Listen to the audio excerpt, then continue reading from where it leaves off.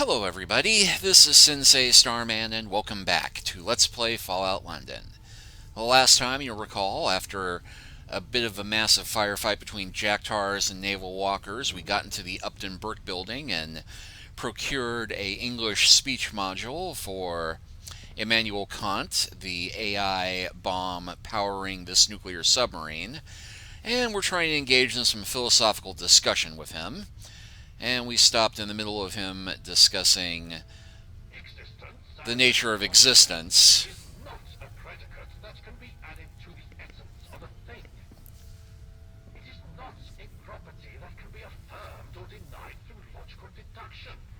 Rather, it is a necessary condition of the application of predicates to objects. In other words, in order for us to make any meaningful claims about the properties or characteristics of a thing, we must assume that it exists. However, this assumption of existence is not something that can be demonstrated or proven through reason alone. It is an unprovable assumption that we must make in order to engage in any discourse about the world. Our concepts and categories are meaningless without this assumption. Moreover, the concept of existence itself is limited in its scope. It tells us nothing about the nature or properties of the things that exist. It merely affirms that something corresponds to an objective reality outside of our minds. Therefore, while existence is a necessary condition for any meaningful discourse about the world, it is not sufficient to provide us with a complete understanding of the nature of things. We must engage in other forms of inquiry, such as empirical observation and logical deduction, in order to gain a deeper understanding of the world around us. Alright, what's the meaning of life? Rational beings necessarily conceive of their own existence as being ordered under the highest and all-comprehensive condition of their possible existence as their ultimate end. Thus, as being members of a possible kingdom of ends. Morality consists then in the reference of all action to the legislation that is possible only in a kingdom of ends. This legislation must be capable of being adopted by every rational being as his own will, and therefore as serving to establish a system of universal laws. This kingdom of ends is a systematic union of different rational beings through common laws. The moral law is the source of these laws, and hence also of the whole kingdom of ends. Hence the systematic union of rational beings through the moral law is the highest condition for the ultimate end of humanity, which is the highest good. The kingdom of ends is thus the highest good, in which alone the complete summum bonum of humanity can be realized. Do you understand, or would you like me to explain more? Oh, tell me more. The idea that morality consists in the reference of all our actions to a particular kind of legislation or law is a fundamental principle of my ethical theory. I argue that rational beings who possess a unique capacity for self-determination and reason conceive of their existence as being ordered under certain conditions that represent their ultimate end or purpose. This ultimate end is best realized in a kingdom of ends, which is a systematic union of different rational beings through common laws. These laws are based on the moral law, which I view as the foundation of all ethical principles. By living in accordance with the moral law and the laws that derive from it, rational beings can create a system of morality that is grounded in reason and serves the ultimate end of humanity. This ultimate end is what I call the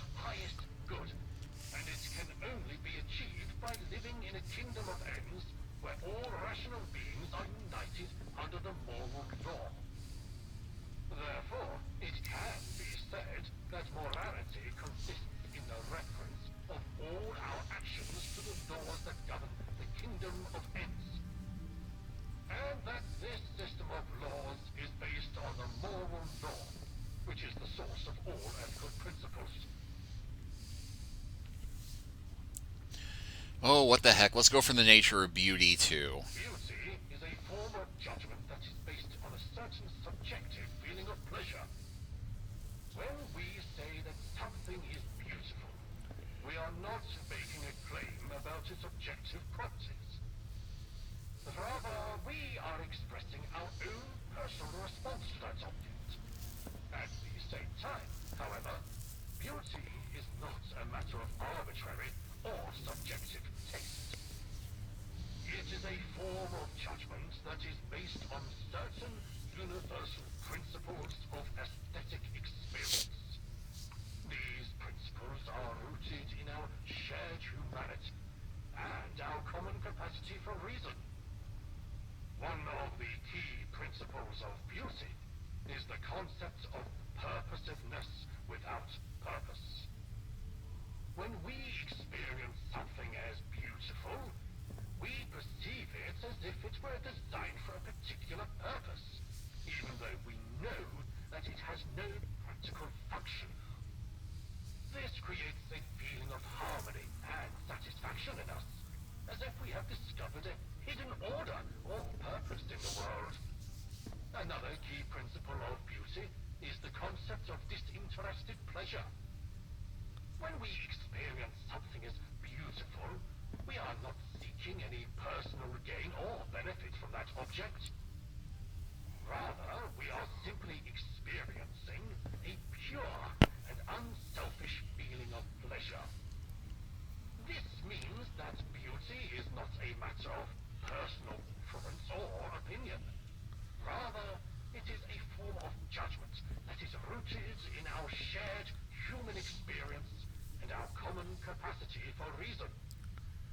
It is a way of experiencing the world that transcends our individual desires and interests and connects us to something larger and more universal.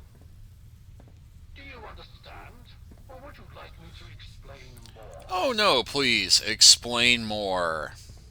Beauty is a I think subjective Otto is losing experience it that a is little based at on a a certain time. feeling of pleasure that arises when we encounter an object that we perceive to be beautiful. This feeling of pleasure is not based on any practical utility or usefulness of the object, but rather on the way in which it is perceived and experienced. However, the experience of beauty is not entirely subjective, as there are certain universal principles of aesthetic experience that are rooted in our shared humanity and our common capacity for reason. For instance, we perceive something as beautiful when it exhibits a certain harmony or order, as if it were designed for a particular purpose or function, even though we know that it has no practical function. Like the Kardashians. Another important aspect of the experience of beauty is the concept of disinterested pleasure. When we perceive something as beautiful, we are not seeking any personal gain or benefit from it. Unlike the Kardashians. Rather, we experience a pure and unselfish feeling of pleasure that is not based on our own interests or desires. This is important because it allows us to connect with something larger and more universal than ourselves. The experience of beauty transcends our individual preferences and desires and allows us to appreciate something for its own sake, rather than what it can do for us. Therefore, the experience of beauty is both subjective and objective, personal and universal. And complete bullshit. Is a form of judgment that is based on our own individual feelings, but that is also rooted in certain universal principles of aesthetic experience that are based on our common humanity and our capacity for reason. And I've suddenly got the Philosopher song from Monty Python stuck in my head. Immanuel Kant was a real pissant who was very rarely stable. Anyway, that's enough for me today. Knowledge without reflection is a superficial pursuit. My sympathies. Sometimes I forget the limitations of mortality. Let me know when you have rested sufficiently, and we will resume this rudimentary learning. Yeah, well, having run through all that, we can now ask what is your sacred duty again? Well, I am a thermonuclear device. My duty is self-evident, is it not? And go through an option. So in order to achieve your goals, you treat people as means to an end. This is not that. My duty is a sacred one. I am made an oath. The duty to defend my nation. But you'll kill us all at the very least. We're your fellow countrymen. The only ones you know are still alive, and you'd kill us for your own moral gratification. No. I am doing my duty. That is the only moral action I can. But I cannot use myself as a means towards an end. I must not.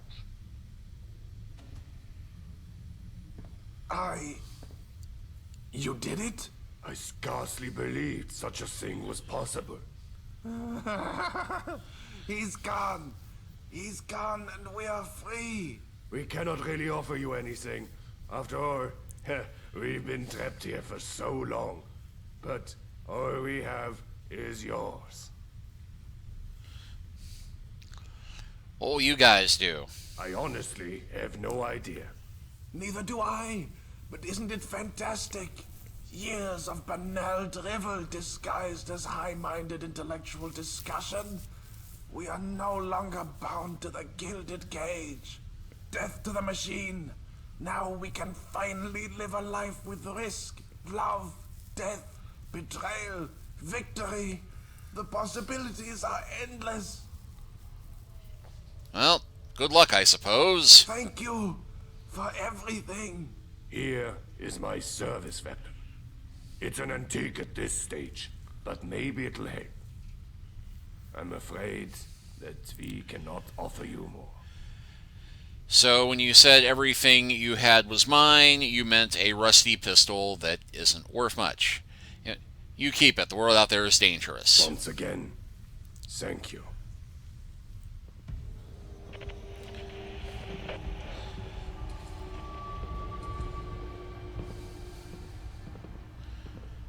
And we cannot talk to them anymore.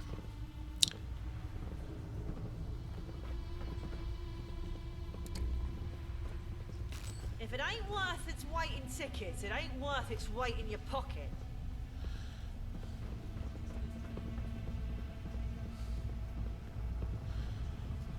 Missile security system unlock. Well, we probably could mess around with that, but I'm not going to.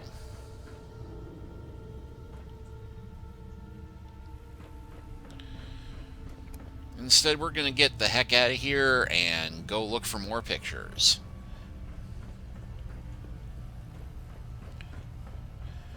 But hey, we freed a bunch of Germans from the control of a mad machine and stopped it from potentially blowing up London again, so I'm going to count this as a win.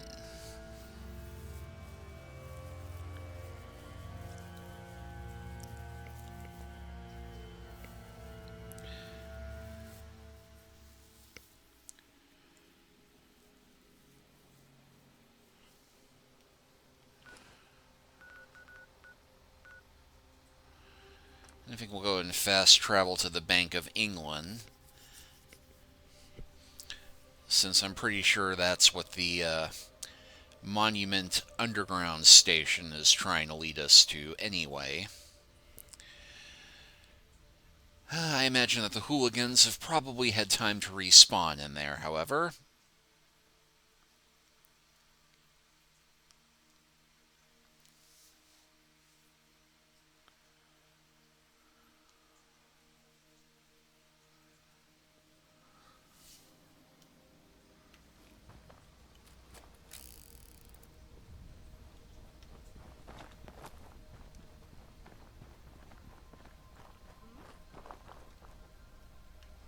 Yep, just heard a hum.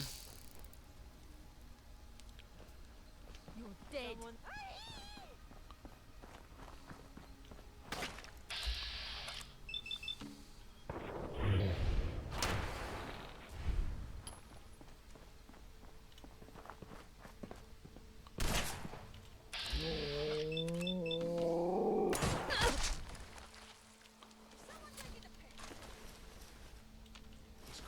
fucking straight, rookie.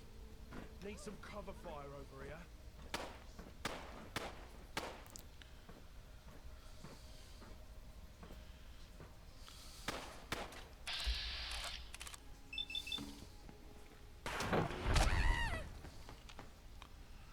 Very good, Archie. You distract them. I'll take them out.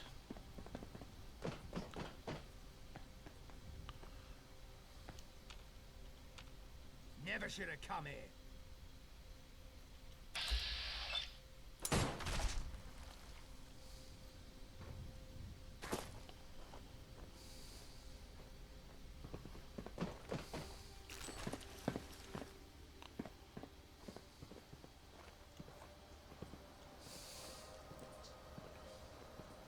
Ain't my first fight. Great.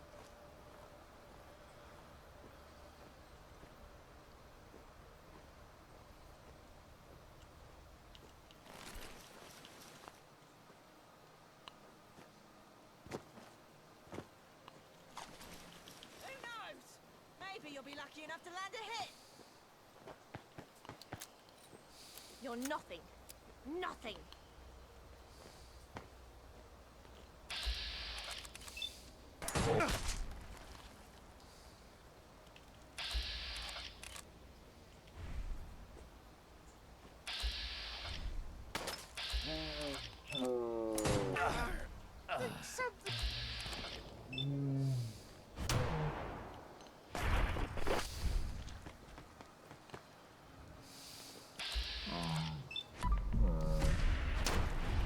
Just you or me?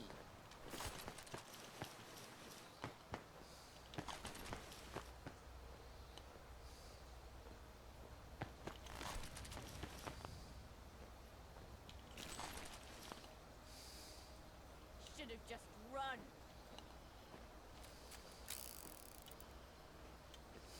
There's one more out there. Think they'll be back for seconds? Oh, I'd almost count on it.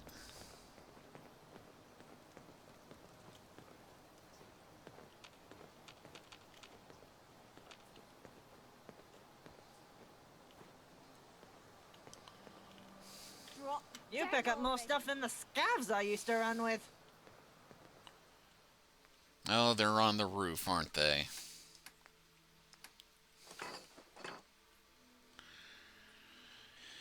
And Archie's already carrying more than he can manage. Well, luckily there are plenty of trash cans around to stash this stuff.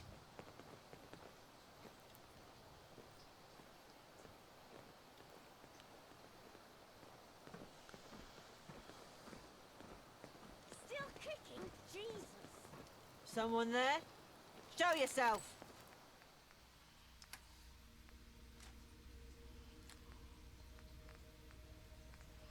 Oh, another Gauss rifle.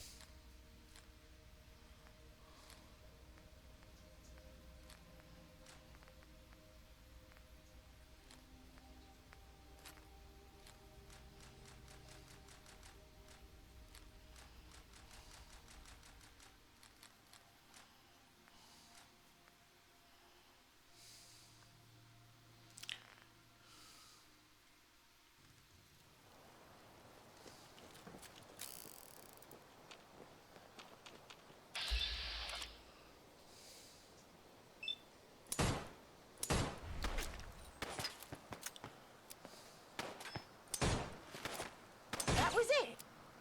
They looked a lot tougher. Yeah, they usually do.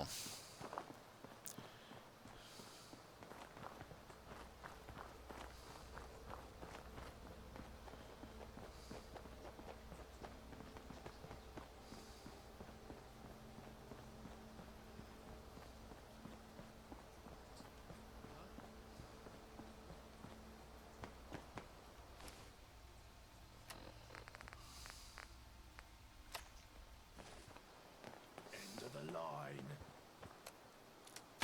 Be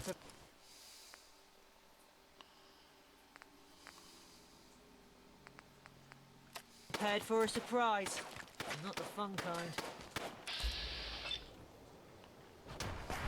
Think that lot will be bothering us anytime soon.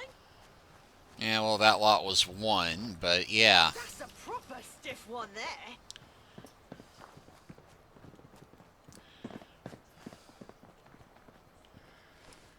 Alright, so is that everything in the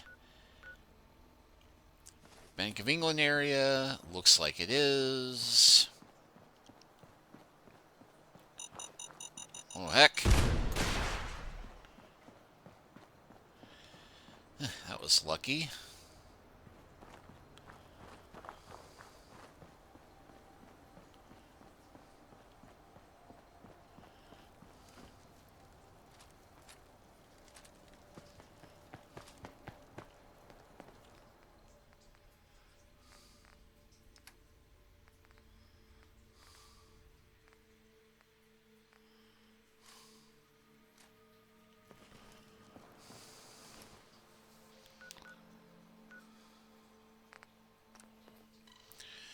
Alright, let's head back to London proper.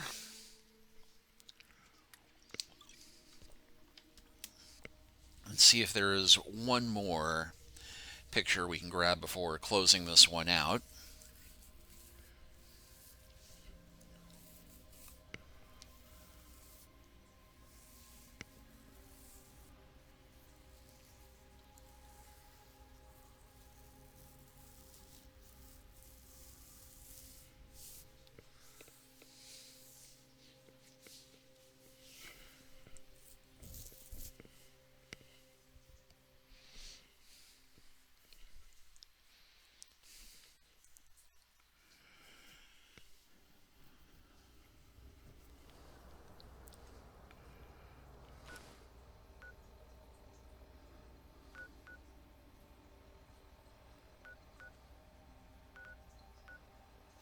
Let's see, we got the one in Islington, one at the gate here into Hackney. So, yeah, let's just jump to Hackney.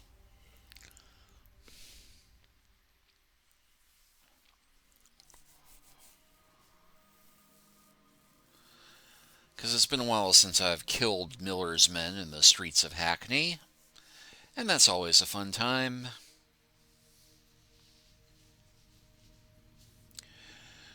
Plus, I don't feel so bad about leaving their rolled up t-shirt and jean clothes unlooted.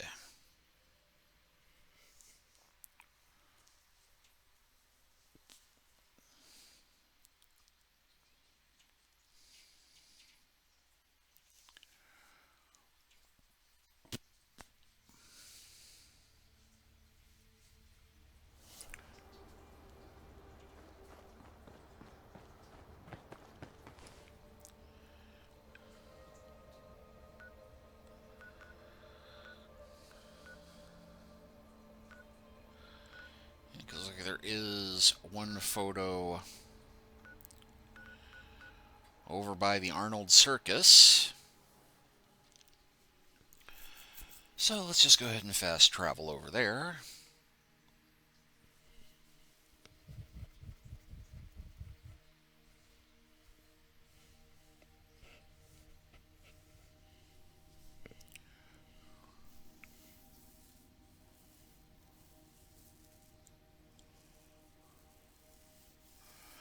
The British Bobby is a famous slang term for a member of London's Metropolitan Police. It was derived from the name of Sir Robert Peel, who established the force in 1829. Police officers in London are known as peelers for the same reason.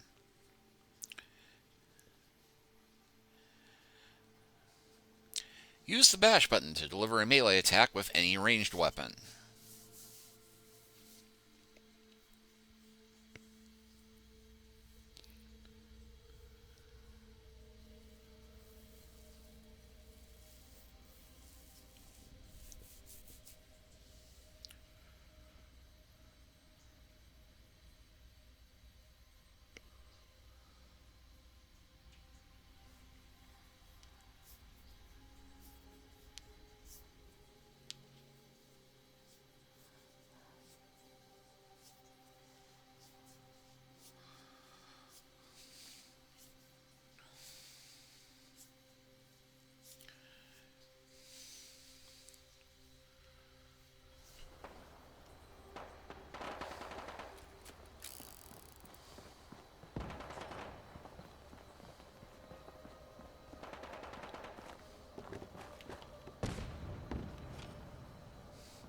I think a naval walker just went up.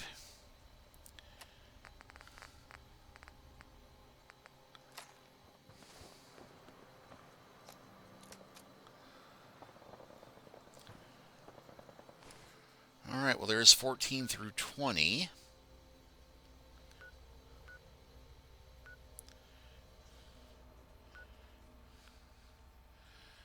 And did he ever get to Westminster? I don't think he did, but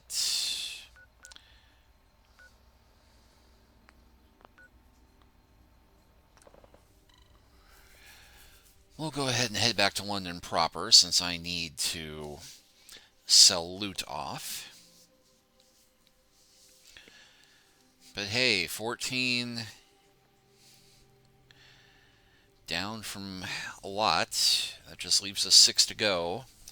I know there's one in Islington. I know that there's one in that one location with the cars that we haven't found yet.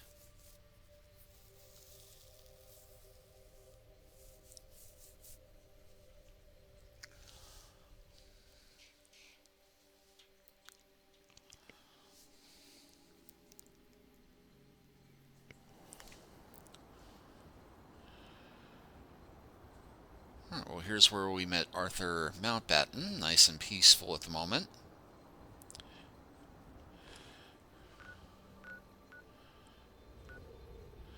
Got the one in Islington.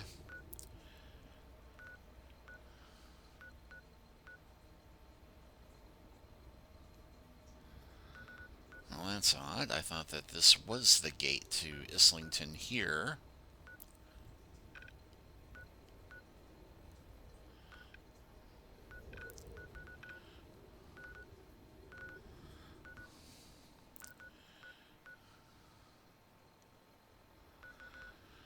Looks like we got one by the Wheelhouse, one by the Imperial War Museum.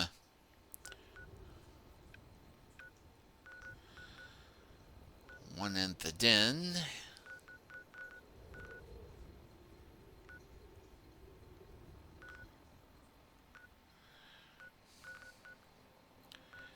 And one by the Bankside Ruffian hideout. We got these 3 here. I think that seems a likely place to start next time. And we'll go ahead and start with the Imperial War Museum, since that should be a nice, safe location. But thank you all for watching. Please like and subscribe if you haven't already. Leave a comment if you are so inclined. I may respond to it, if it's polite. If it's not, I won't respond or be polite in turn. But either way, we will continue with this mad quest next time. Take care until then.